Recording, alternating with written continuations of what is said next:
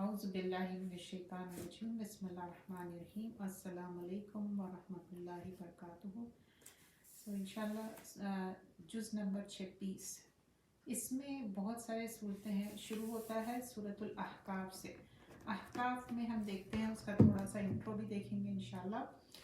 سورۃ الاحقاف ہے، حجرات ہے، سورۃ المحمد ہے، زاریات ہے، بہت سارے صورتیں آئیں گے اور کوشش کرتے ہیں کہ جتنا بھی ہم کور کر سکیں. یہ دور قرآن ہے، یہ صرف ایک سمری ہے.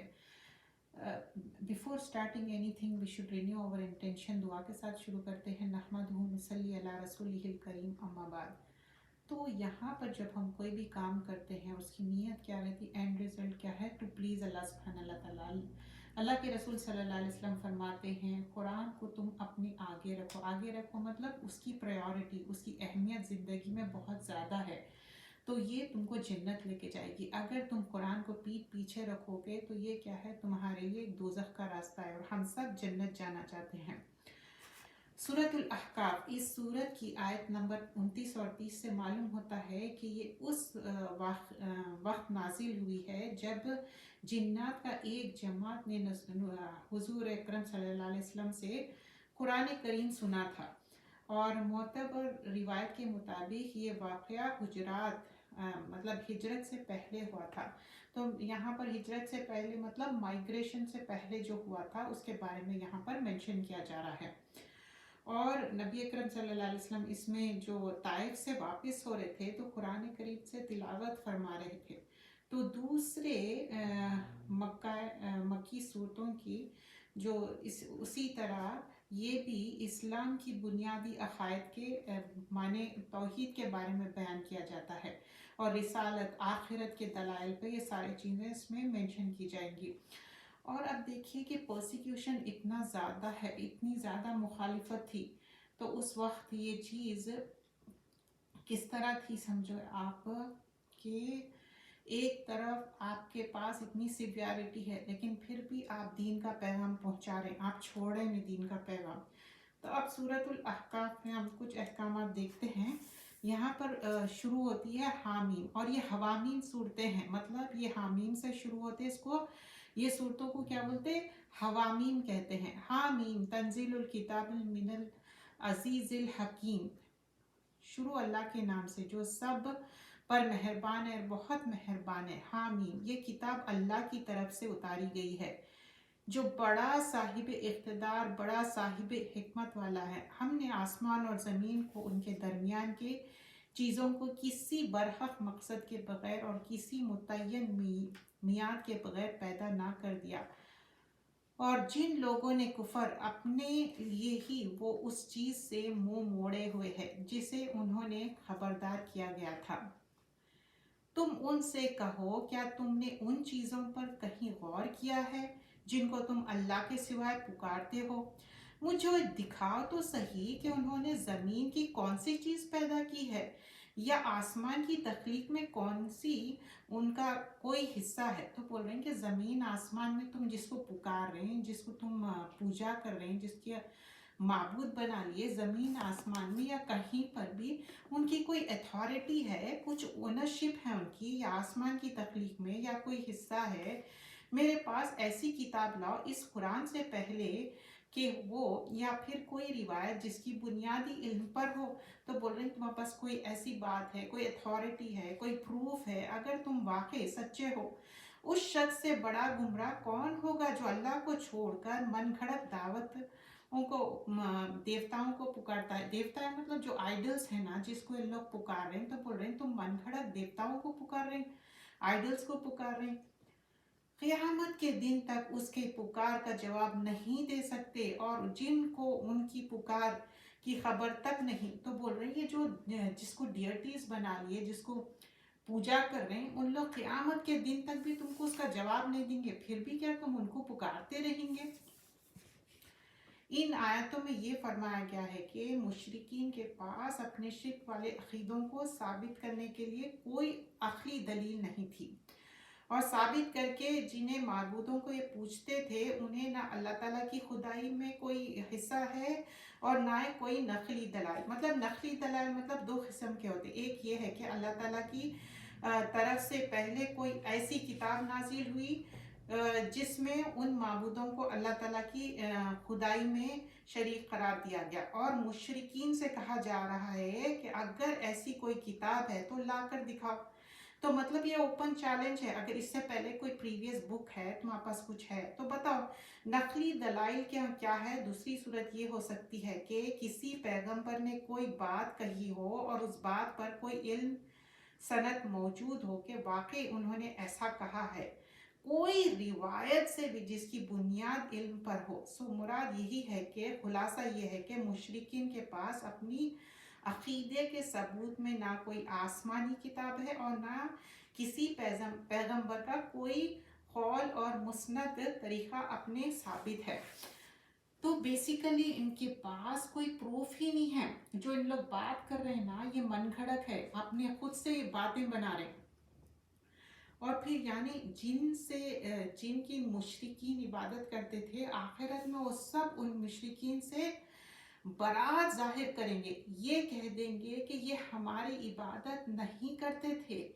ये बात सूरतुल क़सस में आ चुकी है, आयत नंबर 28, सूरह नंबर 28 आयत नंबर 63 में और गुजर चुकी है। और इसकी तफसील में ये है कि मुशरिकीन कई किस्म के होते हैं। बाज़ मुशरिकीन ने कुछ दुनिया से गुजरे हुए इंसानों को माबूद बनाते हैं, मतलब जो बोलते हैं ना औलिया अल्लाह, बोलते कि नहीं ये बहुत राइचियस पीपल है, हम इनसे मांगना चाहिए। उन इंसानों को बज़ा वक्त ये पता ही नहीं होता कि उनकी इबादत की जा रही है, इसलिए वो इनकार कर देंगे जिनको पता ही नहीं।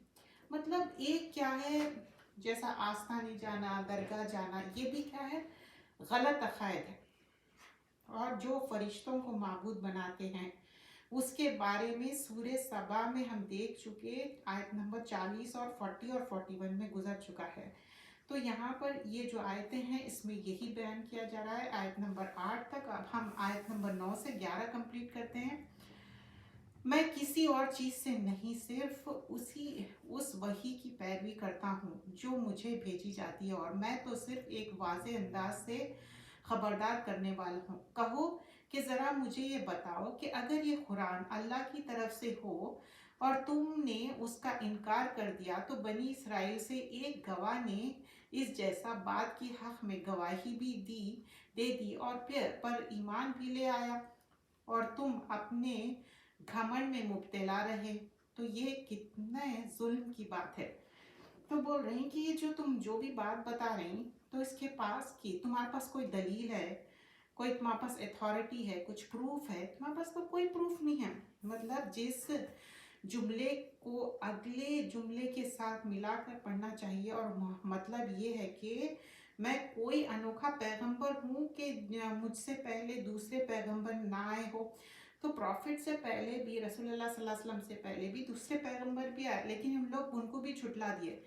यहाँ पर बयान किया जाता है कि अब्दुल्ला बिन सलाम और ईसाइयों में से हज़रत अदी बिन हातिम और नजाशी ईमान लाए, और उन्होंने गवाही दी कि इस जैसी किताब मूसा अलैहिस्सलाम पर नाजिल हुई थी और कुरान करीम बुनियादी अकायद में उसी किताब जैसी है। मक्का मुकरम और क्या है, बुत परस्तों से कहा जा रहा है कि जो लोग पहले से आसमानी किताब रखते थे वो तो ईमान लाने में तुमसे आगे निकल जाने और तुम अपने घमंड में बैठे रहोगे। तो मतलब यहाँ पर हुज्जत तमाम हो रही, क्लियर किया जा रहा कि देखो इससे पहले भी वादा किया गया था कि एक किताब आने वाली, और यही है वो रोशन किताब, रोशन दलील। लेकिन इन लोग फिर भी ये किताब को मानना ही नहीं चाह रहे थे बेसिकली। और उस दिन को याद रखो जब इन काफिरों को आगे के सामने मतलब ऐसा होगा कि उनको पूरा हीटअप रहेगा, हॉट रहेगा, उसमें फेंक दिया जाएगा उनको। और कौम आद के भाई हजरत हूद का तस्करा करो। अब यहाँ पर डिफरेंट नेशंस के बारे में मेंशन किया जा रहा, और अपनी कौम को खबरदार कर दो कि सरजमीन में खबरदार किया गया, ऐसे खबरदार करने वाले उनसे पहले गुजर चुके हैं। अल्लाह के सिवाय किसी की इबादत ना करो, मुझे तुम पर एक ज़बरदस्त दिन का अजाब का अंदेशा है। तो जब भी जो भी प्रॉफिट आए ना, उन लोग बताए कि देखो एक अजाब का अंदेशा है, तुम ऐसा मत करो, कहीं अजाब आके पकड़ लेगा। फिर तो यहाँ पर बताया जा रहा कि इन लोग किस तरह मुशरिकीन एक बात दूसरी बात इनकार कर रहे हैं, अपने बातों को मान रहे नहीं। तो अल्लाह सुब्हान अल्लाह ताला की बात को जब इनकार करते लोग तो क्या कर सकते। तो फिर हुआ ये कि जब इन्होंने अजाब को एक बादल की शक्ल में आते देखा तो उनकी वादियों का रुख कर रहा था। तो उन्होंने कहा ये बादल है जो हम पर बारिश बरसाएगा, नहीं बल्कि ये वो चीज़ है जिसकी हमने जल्दी मचाई थी, एक अंदेशा जिसमें दर्दनाक अजाब है। एक्चुअली ये क्या था, अजाब आ रहा था और वो लोग क्या समझ रहे हैं कि नहीं एक बादल है। तो ये इंसान जब गुमराह हो जाता ना, किस तरह गुमराह हो जाता।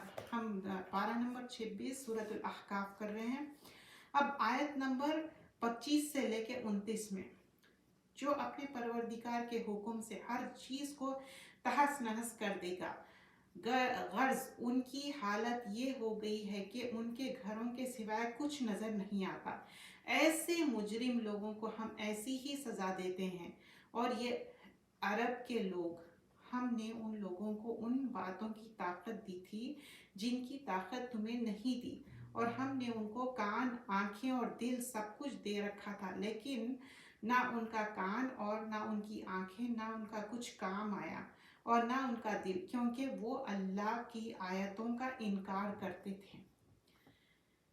ये सब काम क्यों नहीं आया, क्योंकि वो अल्लाह की आयतों का इनकार करते थे। अब यहाँ पर आगे हम देखते हैं, फिर इन्होंने अल्लाह के तक़र्रुब हासिल करने के लिए जिन चीज़ों को अल्लाह के सिवाय माबूद बना रखा था, उन्होंने उनकी कोई मदद ना करी। तो अल्लाह के सिवाय जिसको भी ये लोग माबूद बनाए, वो कुछ भी मदद होने वाली नहीं है।